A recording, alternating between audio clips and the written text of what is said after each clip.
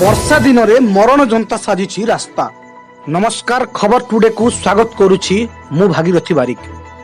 स्वाधीनतार 74 वर्ष पर भी मिली पारिनी पक्का रास्ता। अन्य सबु दिन मानकर तो जेमिति सेमिति चली जाती, हेले वर्षा दिने रास्तार अवस्था न कहिबा भलो। भलो करी देखंतु ए वीडियो को। सामनारु गोटे बाइक आसुची।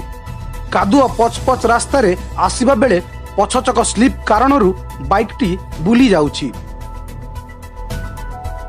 आमे कहूचु कलाहांडी जिला नर्ला ब्लॉक अंतर्गत टकरला पंचायतर महगा छकरू रेंदाबाहाली को संजोग करुवा रास्तार जराजीर्ण अवस्थार कथा। ग्राम रे रहुछंती प्राय 30 रु 40 परिवार, किंतु रेंदाबाहाली जीवा पूर्वरु एही मरण जनता रास्तार सामना करिवाकू पड़े। तो आज की प्राय 70-75 वर्ष है मोर गाँव रोड नहीं, रास्ता नहीं। कि जोर बेमार गुटे हेले आमके यातायात के आमके बहुत असुविधा पड़ुचे।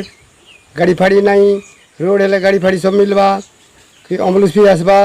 आम तो केसिंगा कि भवानीपाटना नहीं गले तो आरोग्य नहीं पार रोगी।